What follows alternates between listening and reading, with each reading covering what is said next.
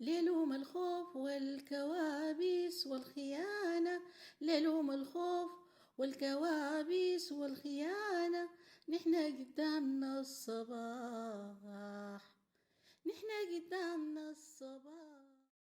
Hello, everyone, and welcome to Gedamna Elsabah's Poetry for Sudan event. Before I begin, I'd like to acknowledge that this event is being hosted here in Burulu on Sovereign Wajak Nungabuja, and that a lot of our participants are based in so-called Australia on unceded Aboriginal and Torres Strait Island lands. Gedamna Elsabah pays our respects to elders past and present, and to all First Nations people across this continent. As a group of settler refugees, we extend our solidarity with First Nations people across the continent and acknowledge that the systems which have allowed us relative safety here in this colony are the same ones which create dispossession and oppression. We recognize that sovereignty was never ceded. This is and always will be Aboriginal land. If you're based in so-called Australia, please, when you introduce yourself, tell us which country you're on. So Gedamna Elsabah is a cultural forum that's concerned with creative and cultural work and the edification of its intersections with civil political resistance in Sudan. This forum is committed to human rights issues and the effective role of the arts in politics and social change. Today's event is to raise awareness of the situation in Sudan and to practice active and radical solidarity. Today we'll be hearing from poets from across the world as they share their poems for Sudan.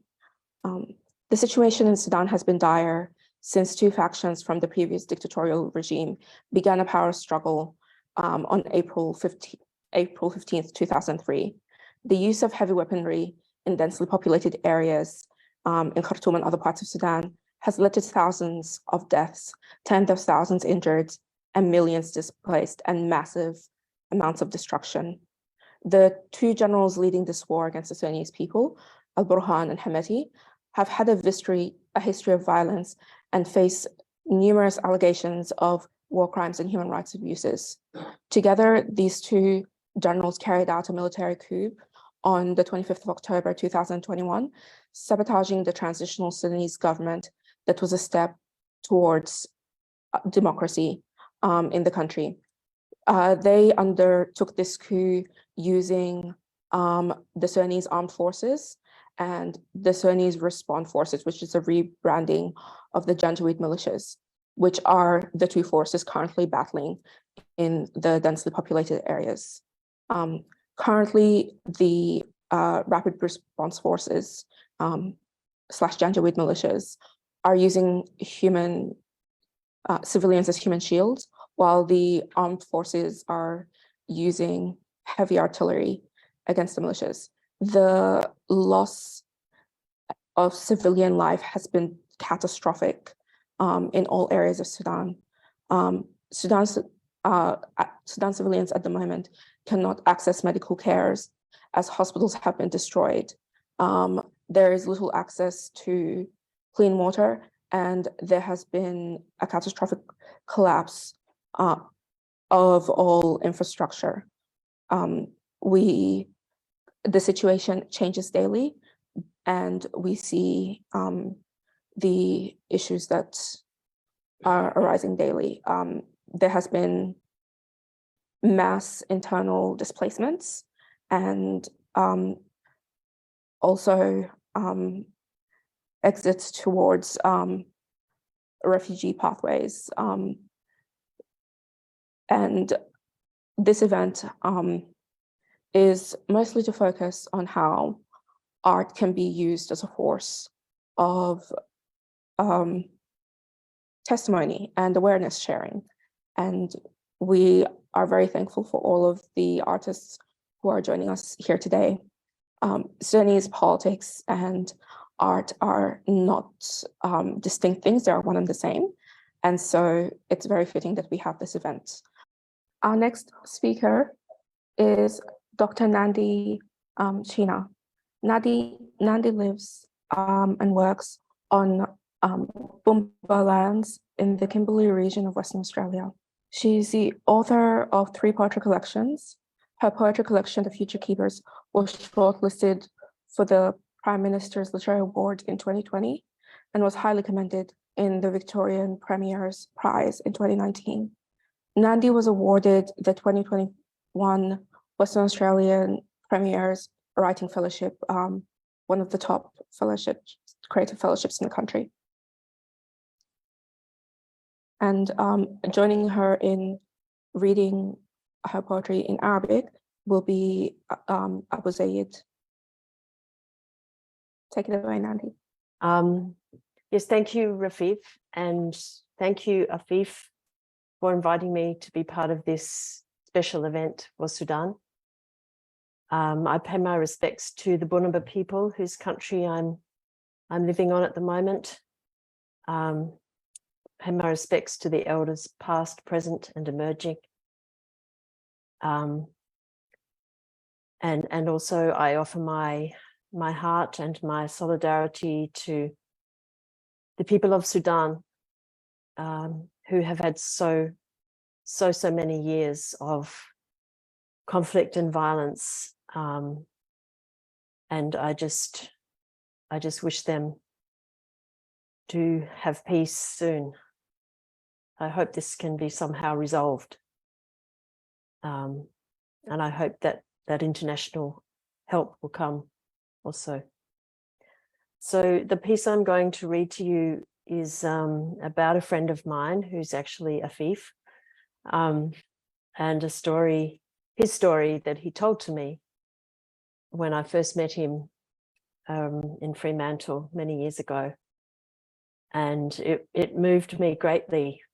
Also the story that he told me, and also the fact that when he arrived in Perth, he was wandering the streets looking for the poets, and he couldn't find them for a long time. And then he found the poets, and we were so glad to meet him and embrace him into our community.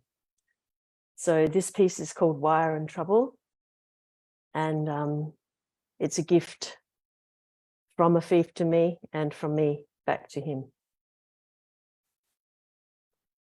Wire and trouble. Recently arrived, one step before knowing, one step on the pavement of the abstracted city, one step limping, one shoe on, one shoe off, a survivor. Bent with wire and trouble, his own language sifting like dust in his throat, held one step before ceasing. In prison, he keeps his poems inside at night, mentally reciting the words until they settle into the roots of his teeth, into his spit, the cadence of his pulse. Then the pencil, smuggled in a bar of soap, one tiny sheet of paper, rolled into the hem of his trousers like an ancestral jewel. Poems crawl across the unfurled scrap in the tiniest of footprints. Never have I been more happy, well grateful for that small pencil, that square of paper. How late it is. Too late? The poet steps down from the stage in the village square where hundreds are gathered to hear him speak. One shoe on, one shoe off. He steps into a lamplit cafe in Fremantle, sings out in Arabic. The audience seated around him can't translate the words, but are breathless with terror, as if woken up in a place where mothers wail over dead children in their arms, until the mothers too are silent, as if woken up in Darfur. Thank you. Thank you so much for that wonderful poem. It will now be translated into read in Arabic by Abu Zayd. And also I would like to thank everybody who wrote just a letter for us. Thanks for the solidarity. Now I'm going to read Nandi's poem. مشكلة شائكة. شعر دكتور ناندي تشينا. وصل مؤخرا قبل أن يعرف أن يخطو خطوة واحدة على رصيف المدينة، بخطوة واحدة عرجاء وفردة حذاء على رجله وآخر لأحد الناجين، حزمة مع الأسلاك والمتاعب لغته الخاصة، مثل الغبار في حلقه، خطوة واحدة قبل التوقف. في السجن يكتب ليلا قصائده ذهنيا ويرددها حتى يحفظها، حتى تستقر في باطن جذور أسنانه في بصقة لها نبضة إيقاعية. ثم تم تهريب قلم الرصاص في قطعة صابون، ورقة واحدة صغيرة دسها في عطفة بنطاله مثل جوهرة الأسلاف. تزحف القصائد في أوراق غير صالحة للكتابة كأنها آثار أقدام صغيرة. تلك كانت أسعد اللحظات. حسنا، كم أنا ممتنا لهذا القلم الصغير وتلك الصفحة من الورق.